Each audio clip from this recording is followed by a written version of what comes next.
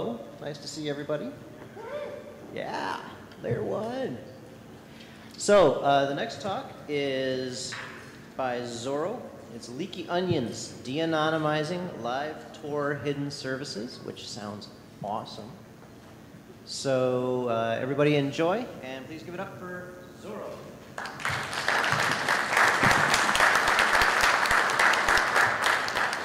All right, can you hear me okay? No?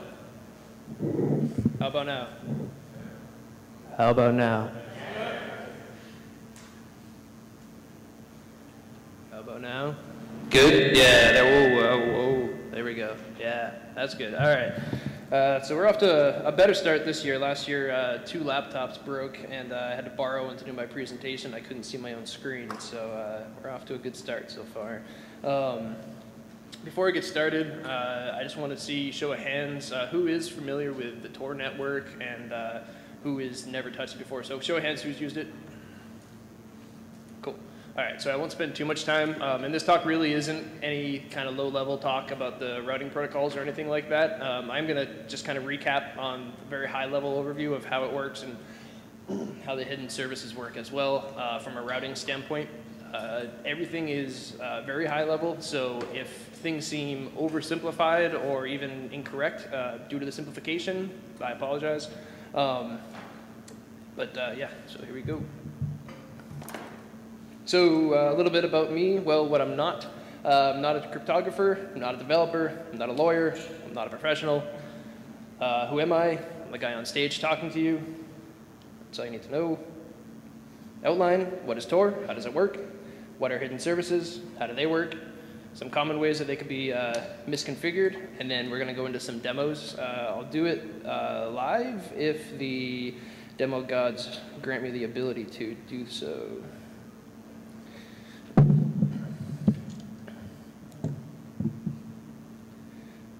All right, so what is Tor? Sorry to bore people who already know this. Tor is a network for anonymity. It uses multiple nodes in a network to route your data. It uses what's called onion routing to do that. I'll get into that in a little bit. The goal is to allow clients to remain anonymous to services that they're reaching to, whether that's inside of Tor or outside on the ClearNet. I'll try not to use buzzwords as much as possible. ClearNet's the only one I kind of can't get away from, but also, hidden services are now called onion services. I'm going to keep calling them hidden services. That was a decision by the Tor project because the media was making hidden services sound scary. So, but I keep calling them hidden services. And then lastly, there's also a goal to allow an endpoint to remain anonymous from a client, meaning that if you wanted to run a service, you could do so, and nobody theoretically would be able to know where that service is hosted. So Tor works with Tor circuits. A Tor circuit is basically a route that is built over the Tor network that allows you to connect to an endpoint or a hidden service.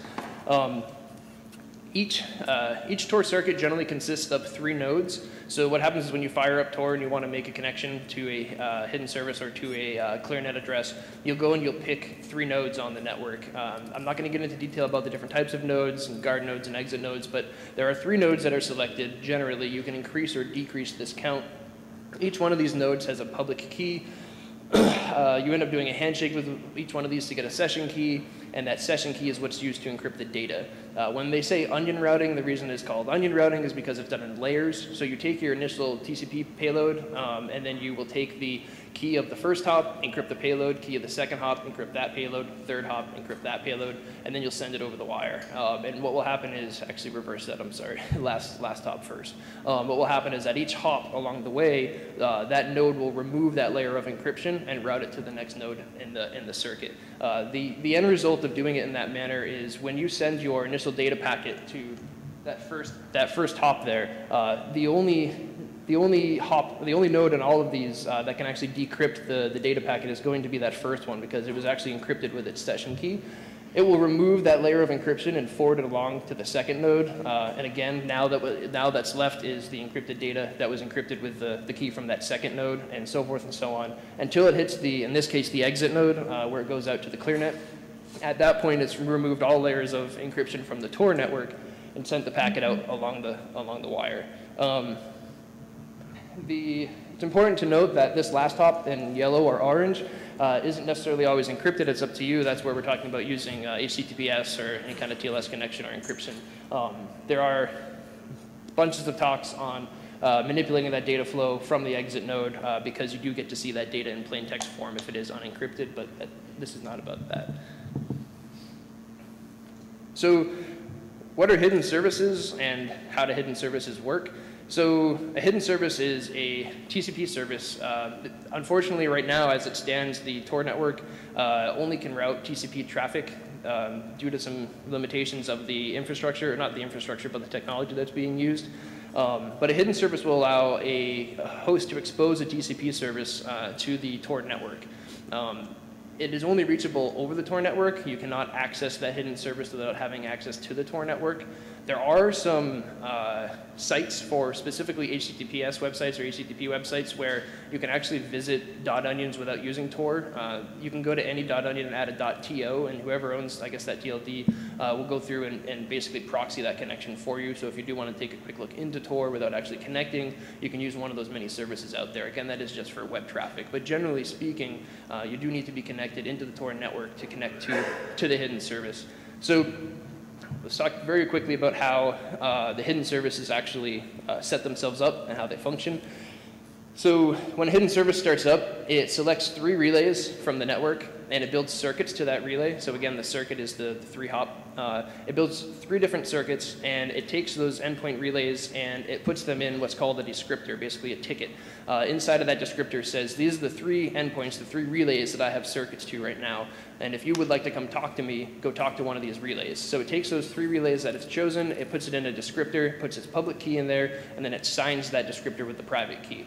Once it does that, it sends that data to the distributed hash table. The distributed hash table is a way that the onion addresses actually get advertised or answered when a client comes in and says, hey, how do I get to this onion? It does a query to the distributed hash table. The distributed hash table is a collection of Tor nodes that are trusted in a sense, and they basically will hold chunks of .onions descriptors. So when a client comes onto the network and it says, hey, how do I get to this hidden service? It's the job of this node on the distributed hash table to look up and respond to that. It's kind of your DNS of Tor. It's how those hidden services are resolved. So to kind of recap, the hidden service starts up, it selects 3 nodes, builds circuits to them, takes those 3 nodes, puts it in a descriptor, signs it, and puts that and publishes that to the distributed hash table so that people can come in and look up those 3 nodes, basically how to get to that hidden service. So when a client comes along and it wants to access that hidden service, it's kind of a dance that occurs, and it's a little tricky. I tried my best to illustrate without just ripping other people's graphics off here. So I'll kind of walk through it. What will happen is the client starts itself up, and it's got its connection already established to the Tor network. So it goes and it reaches out to the distributed hash table. We won't get into how that functions, but it reaches out to the distributed hash table and it says, hey, can I please have the record for abc.onion? In this case, let's pretend that this hidden service over there is abc.onion. That service has gone ahead and started up, and it's got its descriptor registered on the distributed hash table.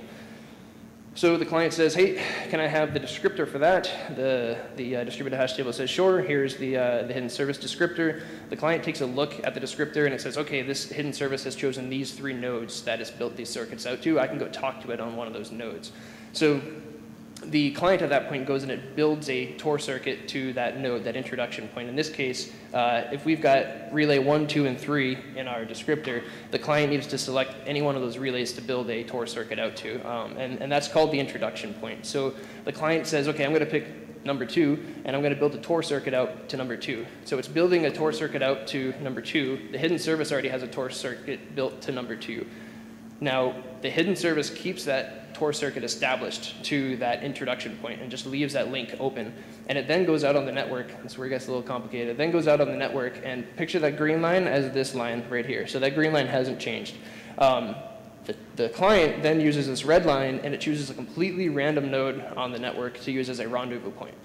It then builds a circuit to that rendezvous point and holds that circuit open. So another circuit to a completely random node on the network that it holds open.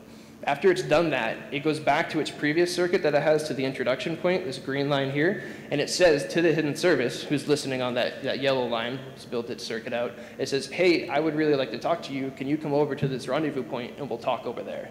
And at that point, the hidden service goes and it builds its Tor circuit to the rendezvous point. So now you've got the client and the server both connecting to this randomly selected rendezvous point, at which point they can go ahead and send pictures of cats, because that's what you do. So what are some attacks on hidden services? Well, real quick, does anyone have any questions about that routing? I know it's kind of a convoluted dance. No? All right. So attacks, there are a lot of attacks on hidden services. A lot of the attacks on hidden services have to do with the routing, not so much what we're going to talk about today. I wanted to be able to come up on stage and show some techniques that I wouldn't get arrested for, so we're not going to do that.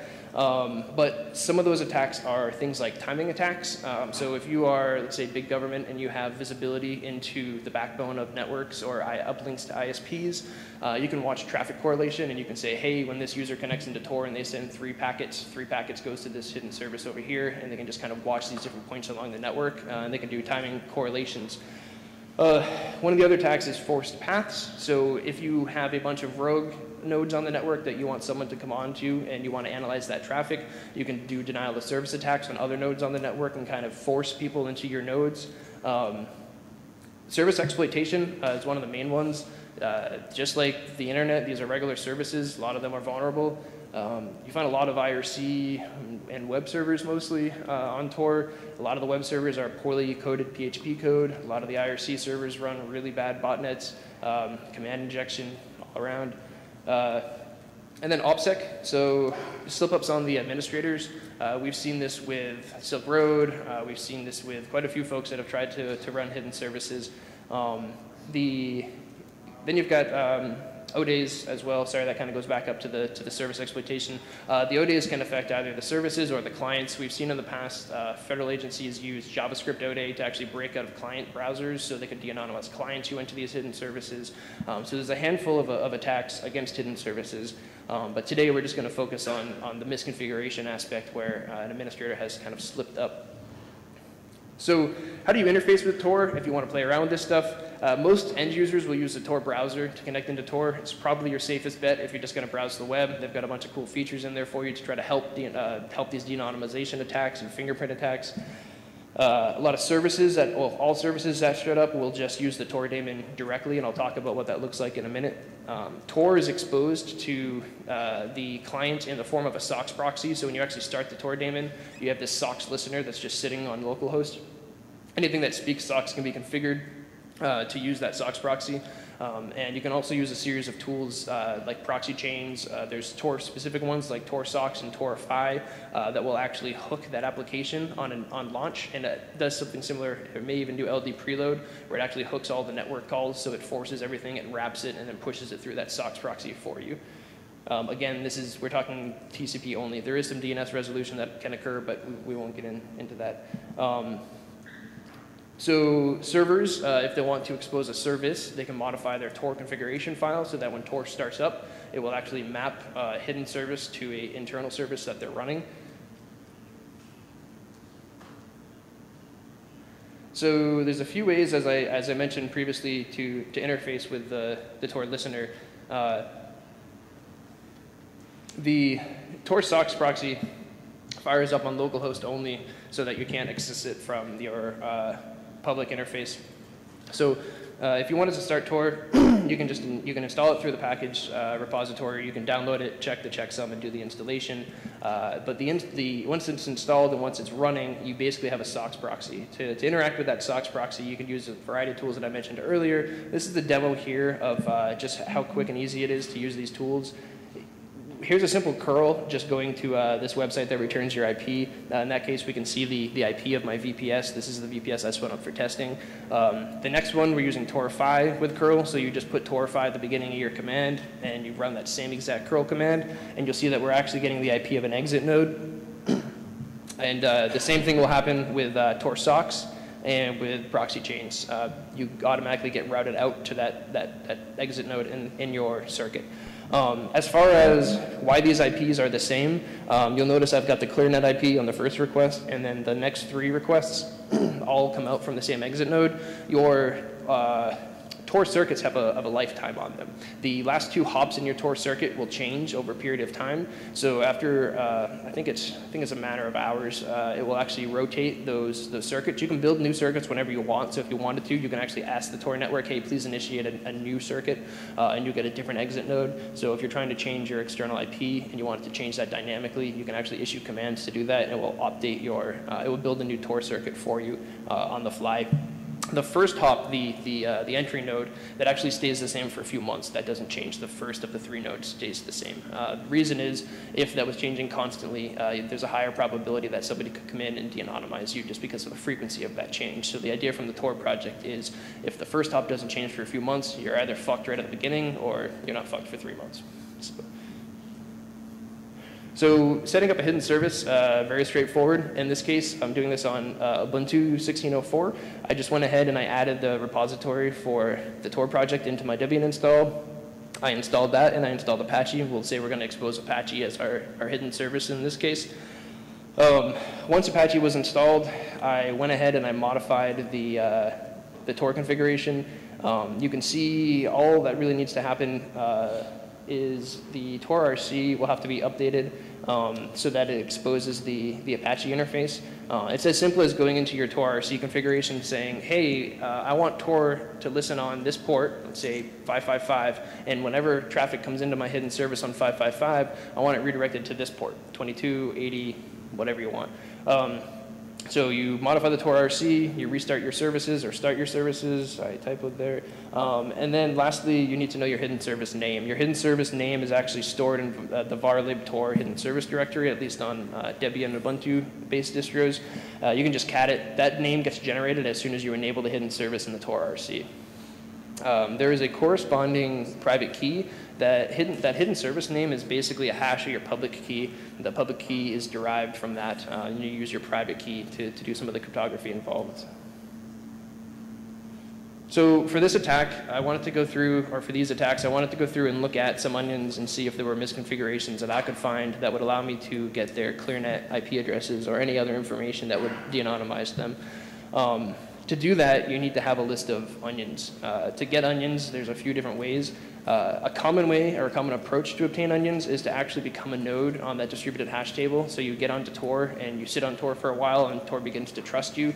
And then you can say, hey, I'd like to be on the distributed hash table. They say, hey, you check out, let's go ahead and get you on there. And once you're on the Tor network or on the Tor distributed hash table, you'll actually start to see hidden services start up and register with you like a DNS server. They'll say, hey, here's my descriptor. And since you're just sitting on that since you're sitting on the distributed hash table, you can just gather those descriptors, and all of a sudden you get this list of onions that are there. The other nice thing is, if you're sitting on the distributed hash table, you get to see the requests coming in for those onion sites as well. So you can kind of do analytics on how many requests came in for different sites. And then you can say, you know, what kind of content was on each site, and infer kind of how many people were doing what. Was it botnets? Is it web traffic? There are a lot of threat intel companies that do this now. If you see a lot of people out there that offer darknet scans and monitoring, a lot of times they're actually sitting on this distributed hash table collecting these onions. And as soon as they see one register or one get requested, they'll go ahead and start scanning that hidden service and looking for information on that hidden service. There is a change that just came out a few months back to the Tor hidden services. They're calling them next generation hidden services. And again, not being a cryptographer, I can't tell you the magic sauce here, but a key is used that's derived from the actual public key. So now in the future, this is just starting to roll out. You will no longer be able to sit on the distributed hash table and get the direct hidden service address. Again, can't tell you how that works, but that is something that's coming up. However, the older version, the older technology will be around for quite some time, so this will still be a possibility for a while. I, on the other hand, just used ClearNet, so I went to Pastebin and got an initial list of hidden services. I think I maybe walked away with 4,000 of them, and then I went through and I built a recursive scraper that just hit each one on a web-based port and then scraped any onions I found, so I just built out a list and kind of deduped that over and over. I think in the end I was left with maybe 5,000, 6,000 nodes for testing. Not all of them were online, obviously. Tor hidden services are very volatile. They go down often. There was a guy who spoke at a B-Sides, I forget where, I think his name was Dr. Gareth Owen, and they have a really good talk on this whole sitting on the distributed hash table and looking at these registrations and requests. I question the ethics and the legalities of doing so, but they don't seem to have an issue with it. They did it and they have some really cool data. I definitely recommend watching the talk. They go through and they talk about a variety of things, but one of the more interesting things for me was they're sitting on the distributed hash table and looking at these onions, and then they produced a set of analytics. I believe you can actually obtain the data set and go through it as well, but he was able to give you a good breakdown of what hidden services are out there and what content they're serving up. All right, so getting into the actual common misconfigurations that we're going to look at, it's really easy to expose this stuff if you haven't properly configured your service or if you don't really know what you're doing. A lot of times you follow these guides that you're following for ClearNet sites, and if you're not familiar with the underlying technology, it's really easy to expose de-anonymizing information. There are a lot of tools that exist for doing these things. When I first started, I just started doing this because of a very specific de-anonymization vector. And then I started thinking about other ones, and by the time I was done, I realized that somebody had already built this tool, of course. So there's a tool out there called OnionScan, which does a lot of what I'm talking about today. I think there's only one technique I'm going to cover that I believe no one else is doing currently. I may be mistaken, but definitely check out OnionScan. I have code that I wrote. It's a horrible, shitty bash script, so I'm not even going to show you the code, and I probably won't release it because it's garbage. Definitely look at OnionScan. You don't want my code. All right, so the following examples are only some of the ways. There's quite a few more ways. Obviously, I couldn't cover them all, but I wanted to cover some of the more fruitful and easy ways to look at this stuff. So the first one, and the most well-known, is the Apache server status. Apache server status is a module that can be enabled on Apache. I'm not sure who here does Apache administration, but the idea is, as an administrator, you can actually go to /server status, and you can see stats about hits that have come into your site for requests. You can see system load. You can see a variety of things. Normally, this module isn't enabled. Generally, this is something that needs to be enabled. And when you do enable this, it's usually good practice to only expose this module to localhost. So most of the time you'll see if people do enable the server status module, the ability to go into the URI and do /server status and view that information, they'll only do it on localhost. And the reason is if you're an administrator, theoretically the only person who should be viewing that from localhost is you. So you've kind of some kind of a protection mechanism there is to hide it in the localhost binding and not expose it to the internet. There's an issue with that, and the issue is when you configure your Tor RC, you're actually exposing localhost bindings, generally speaking. So it would be silly to run a Tor service and expose that to the internet. So you only bind it to localhost. And then when Tor SOCKS proxy is running and you go into your Tor RC and you say, I want to expose this service, you expose the localhost service. You don't expose one exposed to the internet. That would be silly. So looking at this configuration here, the second echo hidden service 80, that's basically all I'm adding there, and I'm just saying expose 127.0.0.1 port 80 to port 80 on Tor. So again, it's my local host binding. So getting back to the server status page, the issue with that is when you expose that to local host, you're actually exposing that to your Tor binding. So that's all well and good, but it's not that common. Unfortunately, most people are using Ubuntu or Debian, and most people are using Apache. The issue here is that the default package that's maintained by Ubuntu enables server status by default and only puts it on localhost. So they try to do you a favor and only enable it on localhost, but by doing so, the default package that you find for Ubuntu, one of the most commonly used VPS servers that people are going to utilize, and Apache, one of the most common web servers, you're instantly shooting yourself in the foot because you've exposed this server status page to everybody on Tor. And we'll get into exactly what that means aside from just the de-anonymization factor. So this is an example page. All of the hidden services here are real. I don't know how legit these hidden services are, but they are all ones that I found when scanning. I did try to make sure that most of these are just carding or forms, nothing horrendous that can be out there on Tor. So this site here, it looks like there was actually, I found this out through the hidden the server status page. This guy's running 2 or 3 different services on different onions. On the left, he's got this thing called cool name OK, where he's actually brute forcing the hidden service names. You basically generate a bunch of keys, and we'll take a look and say, oh, I want a key. There's thing it's called Vanity Onion, where you go in and you say, I want a hidden service name that has this in it, and you can only usually do up to about 8 characters, depends upon how many, depends upon your resources, but it will go ahead and generate a crap ton of hashes and look for one that matches, and then you get that key pair to use for your hidden service. So you can basically brute force these vanity domains. So he's selling these vanity domains on one page. On the other page, there's a paste bin with who knows what. That is another service. Actually, this one on the right, sorry, there's an ad for the paste bin. The one on the right, I don't know what's going on there. So this is the server status page for that hidden service. This hidden service is up currently. If you go to /server status, as you can see in the URI, barely, you can see that I'm able to view all of the requests that are being made to this server, both on the public, the ClearNet address, and the internal address, because it's the same Apache instance.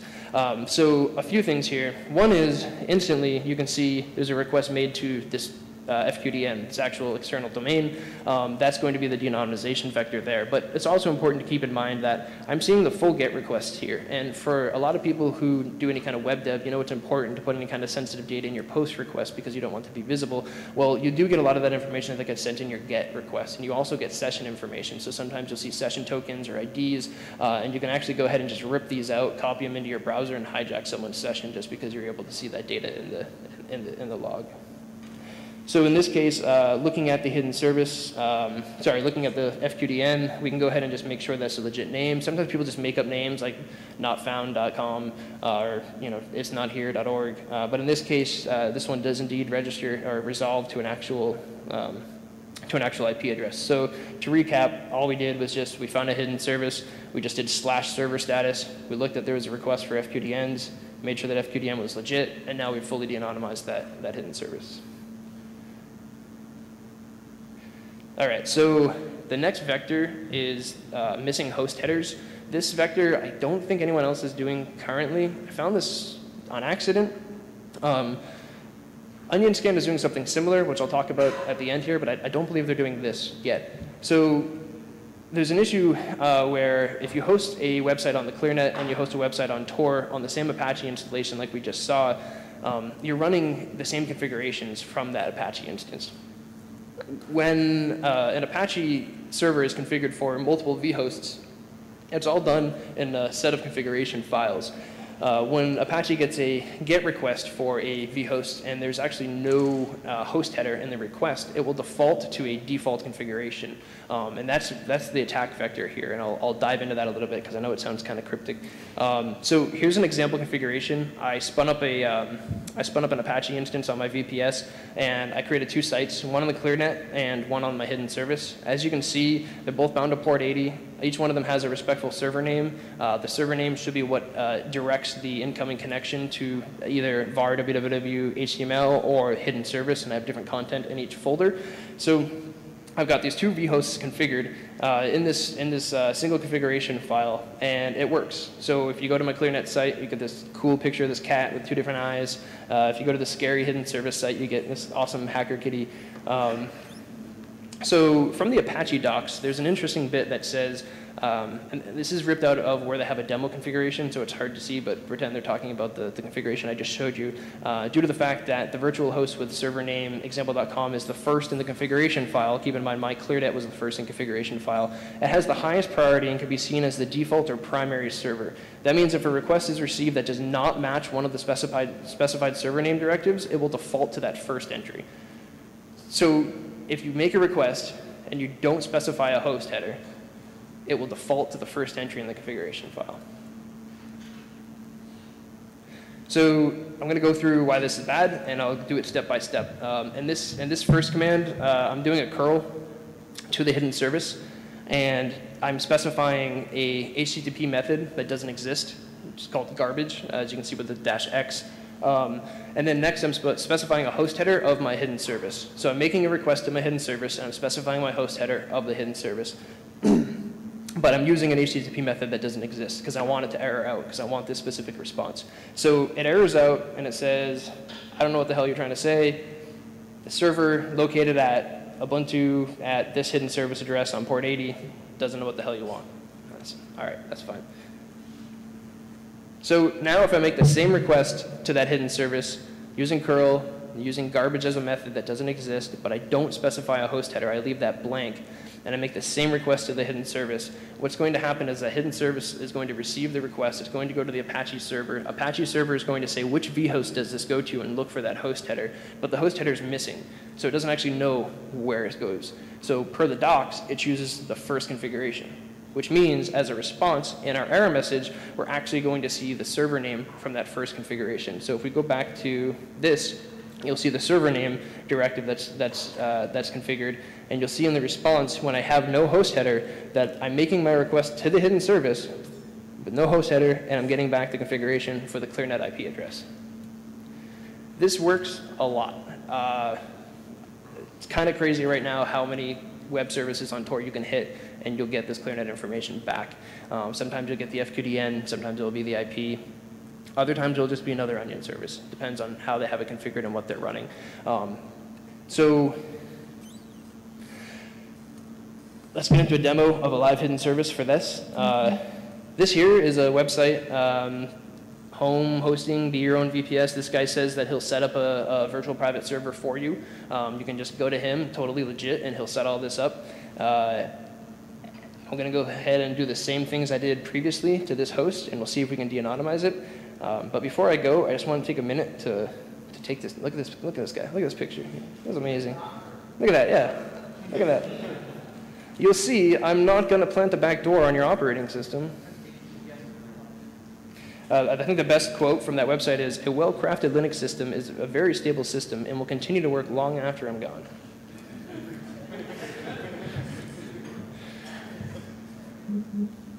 All right, so in this case, I'm using Netcat. I probably should have stuck to the same commands with curl just to keep things simple. But anyways, I made a request on port 80. I sent it the garbage method, not even really. I just Netcat it in, and I could have typed anything and hit enter twice.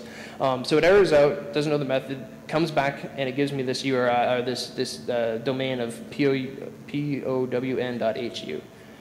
So same thing that's happened here. This guy must be running both a ClearNet site and a hidden service site, and the fact that I didn't supply a host header defaulted to that default configuration and returned to me the fully qualified domain name of the public site.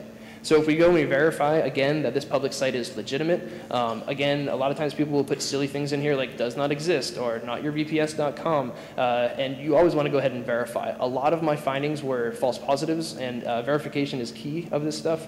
So here it is. Here's Pwn, Pwn.hu, Pwn.hu, power of the internet. Not 2016 anymore. I don't know why that's there, but you can see that there is a live DNS entry for it, and it registers back to this IP address. So earlier I mentioned that Onion Scan does something quasi-similar to this attack. Onion Scan does host header manipulation, but the host header manipulation that Onion Scan does is it will attempt to get another configuration if you assume that website is running. So if you have a hunch that this hidden service is also running apple.com, you can actually go into that host header and put apple.com and see if the apple.com configuration is returned to you. So they're doing manipulation where they're trying to guess the configurations that might also exist for different hosts, and they're making the requests in that host header for those other sites to try to prove that that site is co-hosting apple.com in this hidden service. You can also use that as a verification technique. So in this case where we assume that Pwn.hu is indeed this same host that's running this super awesome VPS service,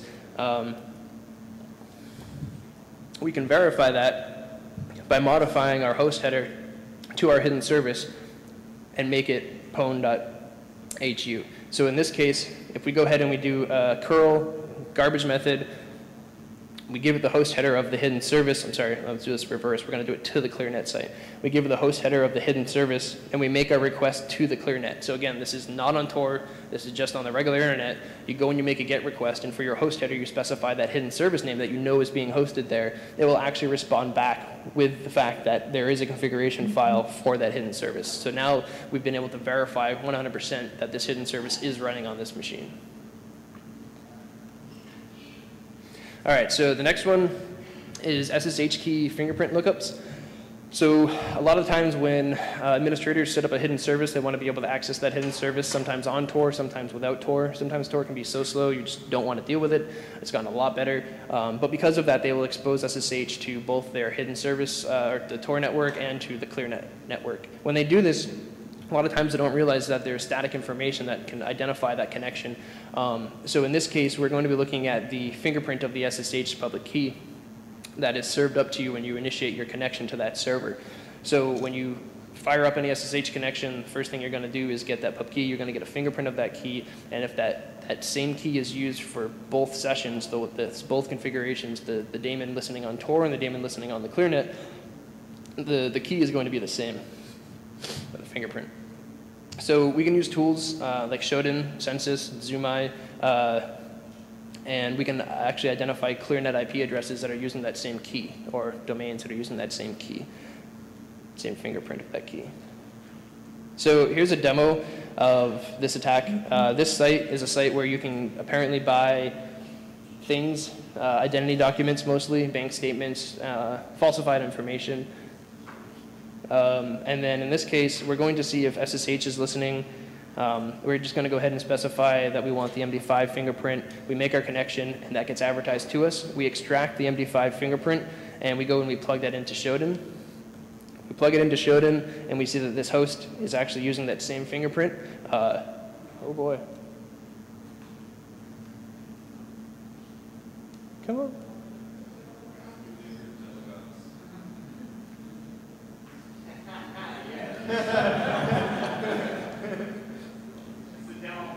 Son of a bitch.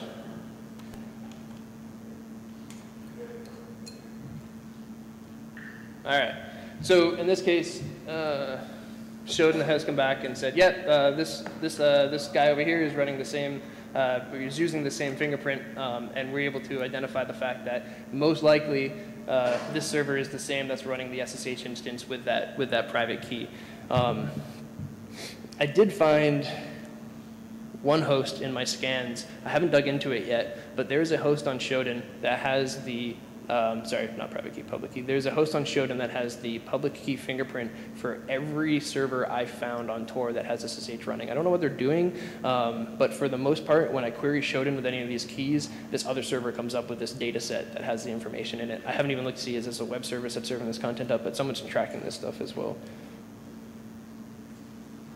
All right, so the next one isn't a direct de-anonymization.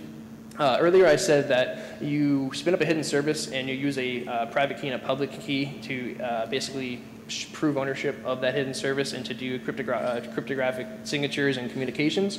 A lot of people don't understand the sensitivity of the private key. You have a lot of people who just want to set up a hidden service. They probably should have gone to the doctor guy, but they didn't. So instead, they set this up and they say, I'm going to put everything in this one directory because it's really easy for me. So all my Tor stuff is right here. My web server stuff, my Tor configuration, my keys are here. Everything's here. So I can just zip it up, move it around. And again, if you're not familiar with what you're doing, that can cause you to actually leak that private key. So the lady who runs Onion Scan tweeted out a while ago, yeah, this is actually a thing. It's kind of crazy. And I looked, and just in someone's root web directory was private underscore key, like the private key served up from the root directory. And I thought, that can't be a thing. So I went over to my computer, I plugged it into my scanner, ran the scan, went to sleep, woke up, and had, I think, 26 private keys.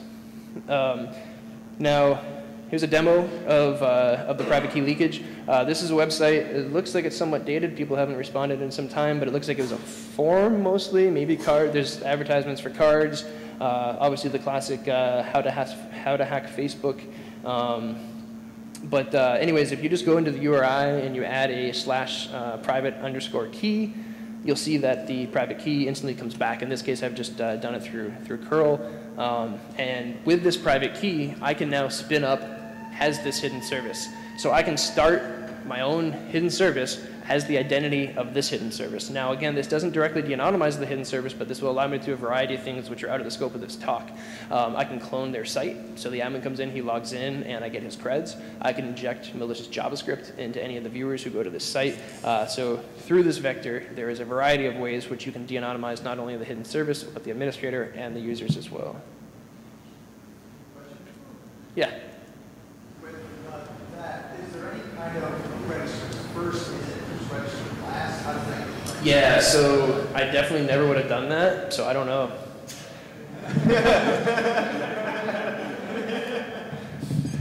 I'm sure you could find out very easily.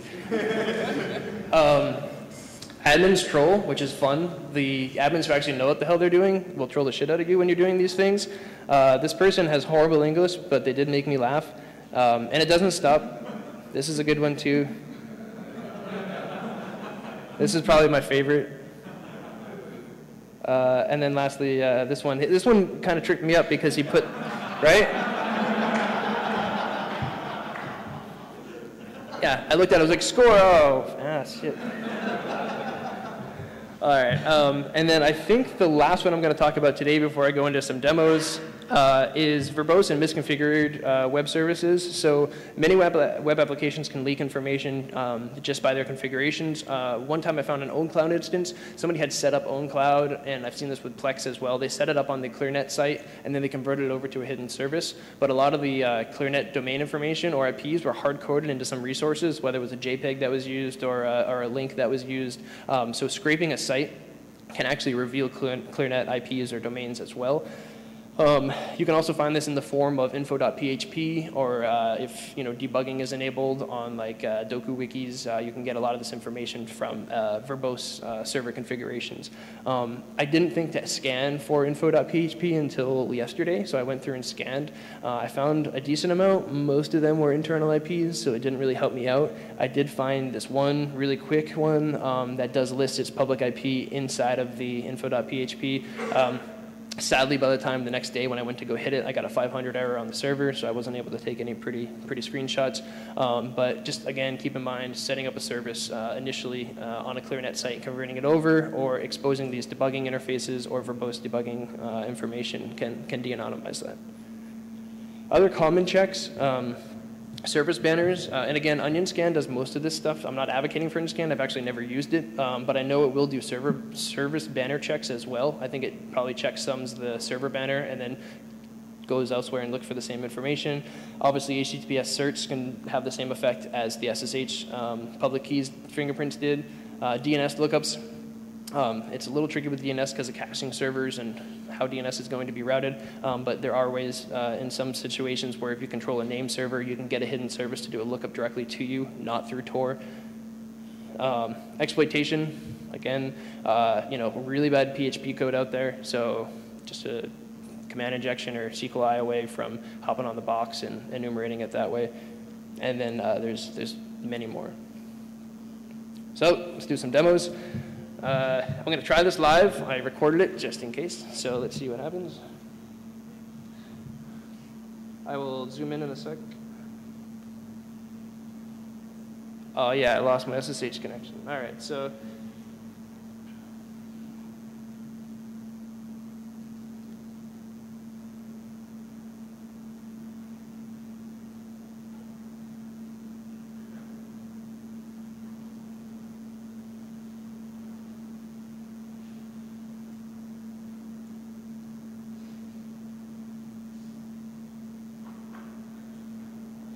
all right, you guys can see that, all right. So I'm just gonna run my horribly written script here called scan'em, and I'm gonna supply it a list of onion addresses. So the onion address list is just that, just onion addresses. For the sake of demo, I went ahead and just grabbed some of the more interesting ones to trim it down. When I run this over thousands, I just run it at night and go to bed. Sometimes, since I'm not a developer and I'm not cool enough to do multi-threading, sometimes I'll open like 20 screen sessions and chunk up the file and do it that way.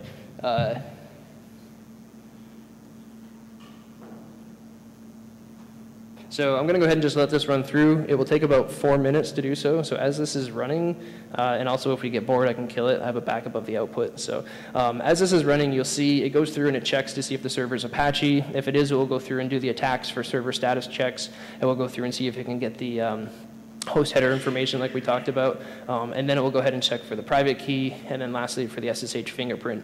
Now at this point, the SSH fingerprint just gets dumped into a file. I do have another Python script which I'll show you that will go through and take the fingerprint, push it up to Shodan, and get any results back for you. Again, lazy, haven't devved it in yet, Probably wouldn't be doing it in Bash as it's in Python now.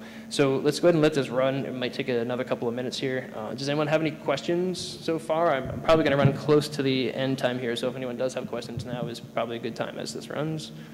Yeah.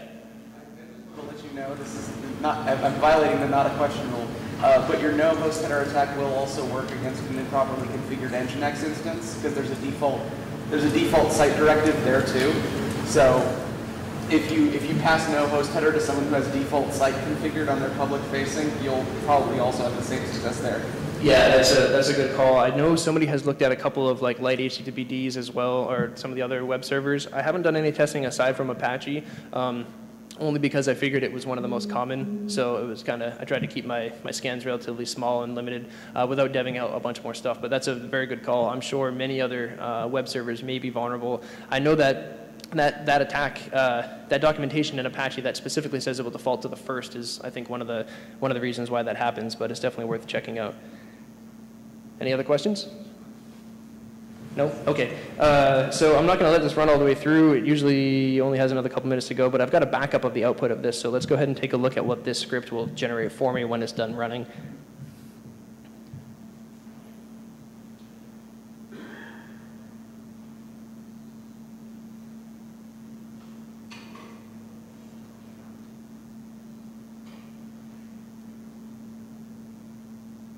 All right, so at the end result, I go through and I get any of the URIs that are in the server status page. So right here, we've gone ahead and pulled a fully qualified domain on the ClearNet from this hidden service server status page. It'll also go through and grab the fingerprints and private keys, Apache server status, the Apache header mod. And yeah, so each one of these sites here, and I haven't shown the keys yet, but each one of these sites in this response does leak its public IP or domain information. So this scan, again, it took me probably about 4 or 5 minutes to run, resulted in about probably 12 or 13 hidden services de-anonymized. Now, as far as the keys go for the SSH fingerprint, oops.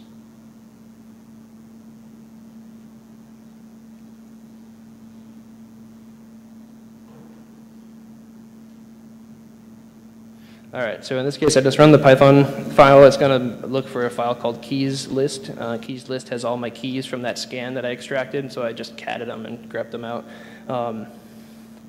And it will go ahead, perfect, awesome, perfect, cool. Yep, marvelous. So, normally,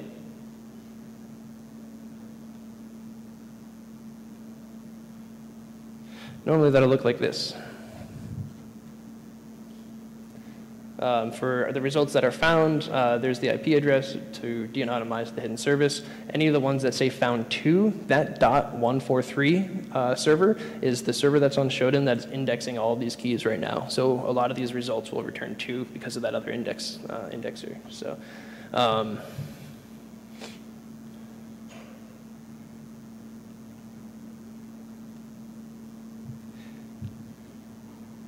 All right, so we're all hyped up. You want to go do some scanning? Beware. I trimmed a lot of this stuff, and I tried to make it as PC as possible for here. Enough said. There's some shit out there. Are they safe? For my opinion, I don't fucking know. Who am I to say? There are a lot of attacks, both from a network level and from a configuration level, that can be exploited. So I'm not here to say whether Tor is good or Tor is bad. These are just my findings on the state of hidden services. I'll put the slide deck up on DC562's talks repo. You can find us through dc562.org. But I do have some references here on some really good videos on Tor and hidden services and some slip-ups and some attacks. I also have references here to some of the more important Tor spec papers if you're interested in doing any research. These help me out quite a bit. And then lastly, I help run DC562. It's a local DEF CON group here in LA. If you guys are not part of a DEF CON group in your area, go find one because they are fun and they are awesome. And being with this group has helped me learn and grow immensely. So I just want to say thanks to the group, and that's all I got.